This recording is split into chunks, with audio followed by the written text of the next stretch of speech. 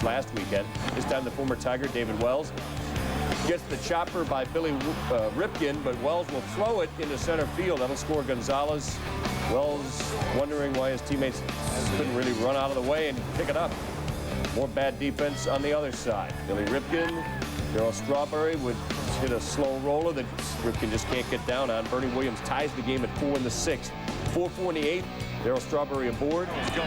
Off and running with the pitch. You can run on the Tigers all day, and the Yanks have been doing that. He's in scoring position now. Chad Curtis, now Flory on the pitch. Curtis would knock in Strawberry, who tripled for the first time since 1991 for the Yanks. And 1994, rather. Like the Red Sox, the Yankees on as the White Sox about to suffer their 4th straight home loss if things go right for the Jays, but they couldn't get it past Robin Ventura. He robs Mike Stanley and turns it into a double play. White Sox were already up 4-0. Charlie O'Brien had a 3-run double as part of that. Juan Guzman likes to pitch tight. Well, that's the way everybody in the Jays pitches Frank Thomas, but Frank makes him pay this time. Unloads. He would love to have hit it over the wall. Instead, he hit it 95 miles an hour out to past Juan Samuel for a double. Same inning, 2 aboard. Guzman against Ventura, and Robin puts it out of reach. A 3-run homer, his 3rd of the year. White Sox go on to win it 8-1. Omar Vizquel aboard in the 4th. Red Sox leading 2-1. Geronimo Baroja, a hatchet job. Darren Bragg's got a lot of territory to cover, and he leaps and gets it at the foul line to keep it 2-1. It's 3-1 in the 5th. Ty runs aboard against Saberhagen, against Kenny Lofton. 1 strike away. Up and in, he handcuffs him, and he loves it. Saberhagen is pumped, and he's healthy. Red Sox have run off 6 straight wins, 13 of 14 overall. Closed the fastball by Royce Clayton. He'd only given up 1 hit, but in the 6th inning, he had to figure out Mark McGuire. Well, he's going to set him up with a pretty good breaking ball. McGuire takes the strike and then going to polish him off with the gas. He established the breaking ball. McGuire a little late on that fastball.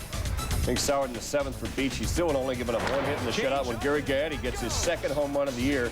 He gave up 3 more hits. That was it. He tired, and Jerry Spradlin came in. How about his plan for McGuire? Well, he is going to want to try to keep the ball either way in on McGuire or get it away. You see, Lieberthal wants to pitch away. Spradlin with that curl wheel deal. That ball broke not quite enough. That fastball tailed right into McGuire's bat for his 10th home run, the first in the majors to reach double figures. Although the Eusebio, before we get to Dave's comments on that, Javier Vazquez leaves a 2-1 lead, bases loaded, 2 outs. Eusebio does it offensively. Ties the game at 2. Moise Alou is thrown out at the plate. Bottom of the 6th, it's 2 apiece. Runners to the corner. Scott Livingstone pinch hitting. Lifts a fly. Alou, who just got thrown out at home, is going to come up gunning. He's got his man, but he does not have any idea where home plate is. Jose Vidro gives the Expos a 3-2 lead. Top of the 9th. Astros rally to tie it. I didn't mean to, but Craig Biggio knows there's not much way to get on against Oogie Urbina anyhow. It was enough to not convert the double play. Ricky Gutierrez scores. They hold on. 2nd of 3 with those Cubbies. There's Piazza ready to go. 1st inning, Mickey Morandini. Ground ball. Oh, snagged. Eric Carros there. Diving stop.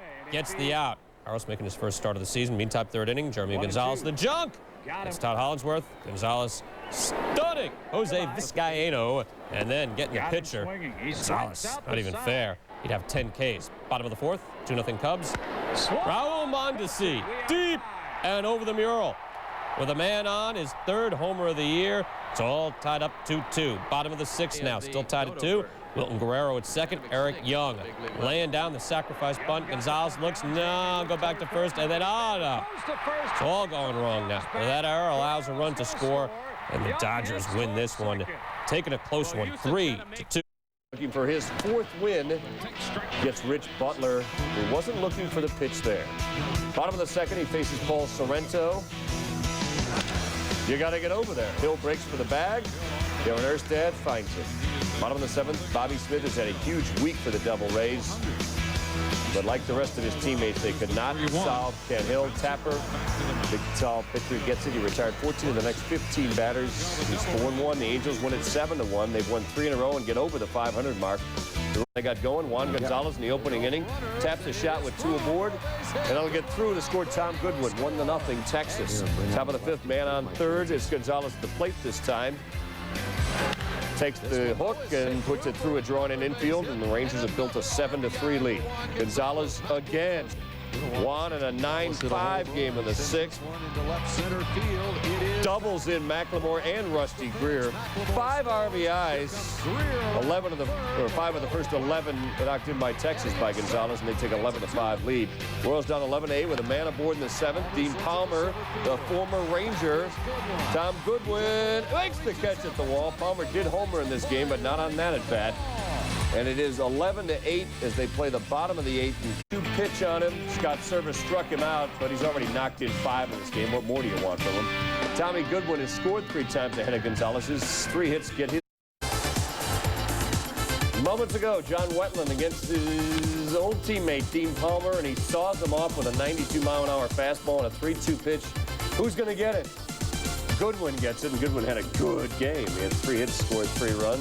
Steve Finley already has a home run in this game, looking to end it, but grounds this ball to first, and we're going to extra innings. Tied up 3-3. Top of the 12th. Same score. Man on first, 1 out. Don Wengert pitching. Al Martin, base hit center field. Jermaine Allensworth going around second, going to third. Steve Finley overruns the ball. Al Martin tries to go to second. He's out. Martin very upset. Hazy, I was going to drink that. Pirates did not score in that inning. Bottom of the 12th, Wally Joyner, Tony Gwynn. Last 2 non-pitchers available to get into this game.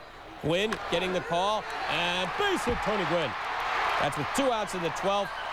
Gwynn would be pulled for a pinch runner. Next batter, Rich Loisel on the hill. He struck him out. Padre fans still, it's not over. Well, it could go on and on, actually. 16th inning. Steve Finley putting this one into the gap in left center field with a man on, and that is going to score the winning run. Padres take it in 16 innings. 4-3 is your final score. Finley getting it done.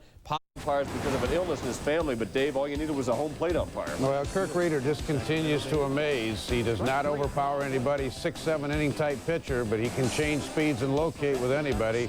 Jose Valentin looking away, gets the fastball in. He was throwing almost nothing but strikes. 57 of 87. Had a no-hitter going. Then in the 6th, Valentin breaks it up. Reeder pitched into the 7th, allowing 1 run, struck out 5, 1 walk. We're still scoreless, but we take to the 7th now, and it's 2-1 Giants. Marquise Grissom, the tying run at 3rd. You got to get over there. Johnstone gets the bag, and a nice play by J.T. Snow, and keeps the Giants up 2-1. In the 8th, Stan Javier lines it the other way. Jose Valentin Snow cones it between his legs with a leaping grab. Javier can't believe he got to it. Reeder picks up his 3rd win of the year. 46,000, plays in his 2,500th consecutive game. They still have a mascot, unfortunately. Congratulations, Cal. And how does he celebrate? Well, remember, when he tied Garrick and then broke the record, he homered in each of those games. This one was scoreless against his old teammate, Jimmy Haynes.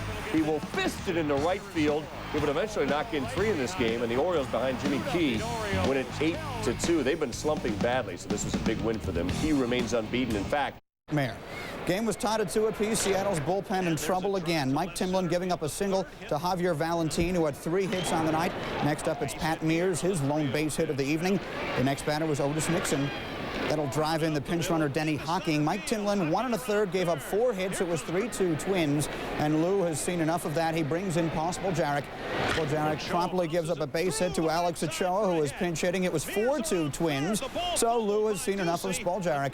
He brings in Heathcliff Slocum, who is his closer, but he would not close. 2 outs, bases juiced, and Ron Coomer brings the juicer.